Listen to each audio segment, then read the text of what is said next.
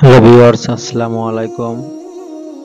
আজকে আমরা চলে আসলাম আমাদের নিজ গ্রাম কুতুবপুর বাদে। অনেকদিন পর আসলাম বাদে একটু ঘোরাঘুরি করতে। যমুনা নদীর তীরে অবস্থিত আমাদের গ্রামটি আসলে অনেক সৌন্দর্য আমাদের গ্রামে। চারপাশ দিয়ে শুধু নদীর পানি, আর উপরে কিছু বলক দেওয়া আছে। অনেক সৌন্দর্য আমাদের গ্রাম। আসলে অনেকদিন পর আসলাম একটু ঘোরাঘুরি করতে। আসলে সময়ের অভাবে আসা হয় না এদিকে। অনেক ভালো লাগলো ঘুরতে।